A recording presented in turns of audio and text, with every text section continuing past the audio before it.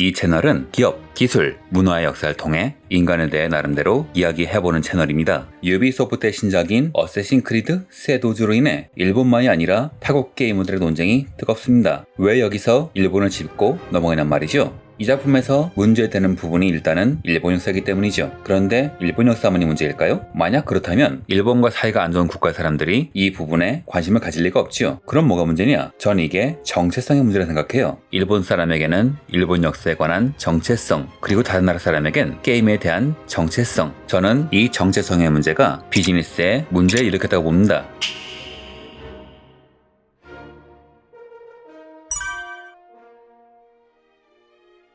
어쌔신 크리드는 실제 역사를 바탕으로 한 게임으로 과거의 가상인물이 되어 실제 역사상의 사건에 개입하여 조상들의 삶을 체험한다 란 설정의 게임입니다. 역사를 좋아하는 사람들이 꼭 한번 토론하는 이야기라면 과거의 사건을 바꾼다면 이란 거죠. 동학농민운동 때 고종이 청군을 불러오지 못하게 한다던가, 인조 때 소현세자를 구한다던가, 선조가 이순신 제독을 파직하지 못하게 한다던가 등 선인고가 벌인 삽질에 우리가 개입할 수 있다면 뭐 이런 거죠. 이 시리즈는 주제가 주제니만큼 역사에 대한 고증이 상당히 철저하기 때문에 많은 팬들의 사랑을 받은 유비소프트 최고 매출을 자랑하는 게임입니다. 그래서 어쌔신 크리드 쉐도우즈, 야 쉐도우즈에 대한 논쟁이 뜨거운 것이죠. 특히 일본에선 차미현 의원이 조사하겠다고 나설 정도로 이 이슈가 정말 뜨거워요.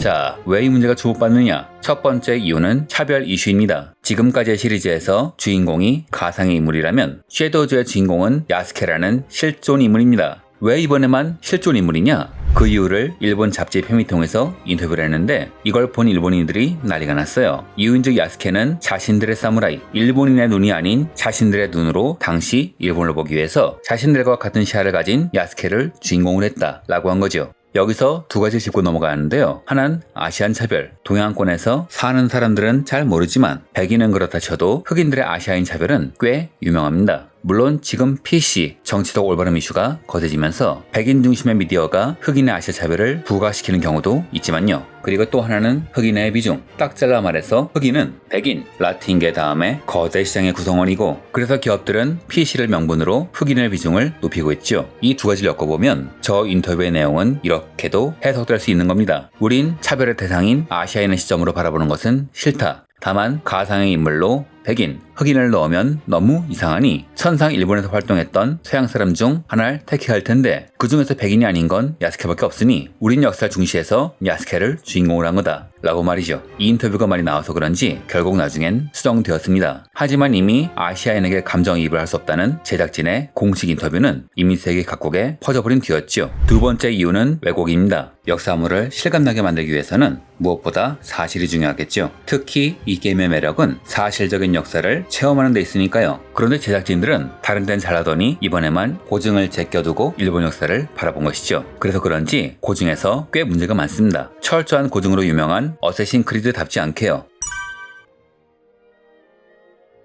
제작진의 말에 의하면 이 작품의 무대는 1579년부터 1584년 일본에서 가장 유명한 아즈치 모모야마 시대를 다루고 있으며, 이는 노부나가가 유명을 달리한 시대이기도 하지요. 그만큼 유명하기 때문에 일본만이 아니라 타국가, 한국의 일본 역사 및 타국 마니아들이 경기를 일으킬 만한 장면들이 계속 나타나고 있습니다. 이 장면을 보면 일본인들이 정절하고 있는데요. 일본에서 정절한 문화가 생긴 것은 에도 막부의 3대 쇼군인 도쿠가와 이에미치 때입니다. 그전엔 정절가 아니라 책상 다리를 하고 있었어요. 이에미치가 정절시킨 이유는 암살을 두려워서인데요. 책상 다리는 바로 일어나서 싸울 수 있는 반면 정전 다리가 저려서 일어날 수가 없었기 때문이죠. 즉 노부나가의 가신들이 정절을 하는 것은 확실한 고증 오류입니다. 또한 다다미의 금을 밟고 앉는 것도 문제죠. 외국인들의 눈에는 제피니스 플로어 패딩 정도로 보일지 몰라도 다다미는 상자와 하자라고 해서 앉은 사람들의 지위를 구분하는 역할이 있습니다. 저기 대충 앉은 것처럼 앉은 무사들은 실은 서열에 따라서 앉은 거란 이야기죠. 하저에 앉은 사람이 상저의 다다미에 저렇게 올라타고 있다? 상저에 앉은 사람이나 주군이 목을 쳐도 이상하지 않죠. 또한 게임의 피규어를 보면 오다 가문의 문장과 토요토미 가문의 문장이 함께 있는데 히데요시가 교토로부터 토요토미의 성을 받은 시기는 1586년. 하지만 이 게임의 무대는 1584년까지니 저 때는 토요토미의 문장 같은 건 없었을 때란 말이죠. 게다가 나중에는 제작진이 야스케 일본도를 공개했는데 그게 원피스의 조르의 칼이라고 합니다. 만화 원피스의 만화 속 칼 말이죠. 이렇듯 일본 문화에 대해 조금만 알아도 이상한 부분이 마구 튀어나오는데 이걸 우리들의 시선이란 말로 포장을 하면서 참고했다면서 만화 속 칼을 떡 내놓으니 일본인들의 속이 뒤집어지는 거겠죠. 즉 여기까지의 문제는 제작진이 어쌔신 크리드란 게임의 본질을 무너뜨렸기 때문에 화를 냈다고 볼 수도 있는 겁니다. 그런데 희한한 것은 제작진이 이 소동을 알고 있음에도 심지어 발매 중지 청원이 생기고 참여연이 이를 짚고 넘어가도 어떠한 액션을 취하긴커녕 발매를 강행하려는 움직임을 보인다는 거죠. 즉 이는 완전한 실수가 아니란 이야기입니다. 그럼 대체 이 사람들은 왜 이런 게임을 만든 걸까요? 자, 여기서부터는 저의 생각입니다.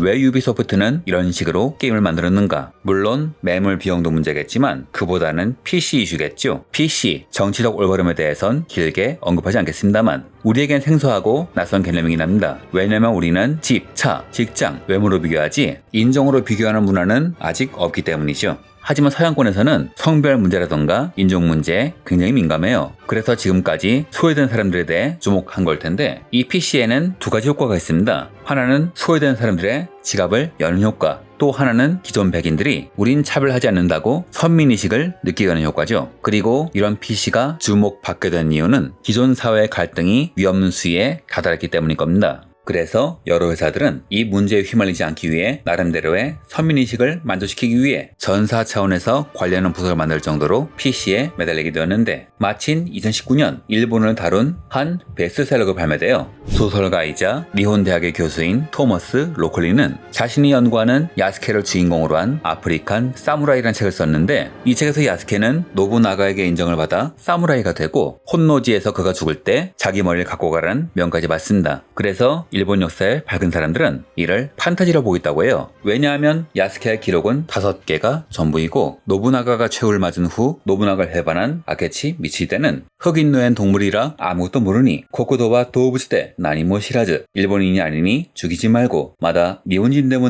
이유에 고레오 고로사즈 란 말을 했기 때문이죠. 코코도는 흑인 노예란 뜻이며 일본인이 아니란 말도 했으니 그를 사무라이로 인정하지 않은 겁니다. 만약 그가 소설의 내용대로 사무라이였다면 사무라이가 갖고 있는 영지를 빼앗기 위해서 복수시키거나 죽였을 테니까요. 절대 놔주진 않았겠죠. 하지만 이게 PC 중심에선 상관이 없어요. 2019년 PC주의가 본격적으로 떠오르는 상황에서 일본에서 대활약한 흑인 사무라이가 있다? 게다가 현직 교수가 썼다? 일본 역사에서 활약한 흑인 사무라이 스토리를 팔기 딱 좋은 구도죠. 즉 지금까지의 이야기를 정리해보면 유비소프트는 지금까지의 관례를 깨고 이번엔 역사적 기록까지 무시해가면서 게임을 제작했고 그 이유는 PC주의에 만족하는 야스케란 소재를 찾았기 때문이라 할 수 있겠네요. 다만 이 문제는 좀 이상한 방향으로 올라가는데 토머스 로클리 씨는 책을 쓸 때 인용한 자료를 위키피디아에서 찾았다고 합니다. 물론 원전의 소스를 살 수는 있겠죠. 문제는 이 문서를 쓴 도토리 토미라는 사람이 바로 토머스 로클리 본인이라는 것이 일본의 유튜버 네티즌들에게 탄로 났다는 거죠. 이게 논쟁거리가 되자 도토리 톰은 현재 모든 문서를 삭제했다고 합니다.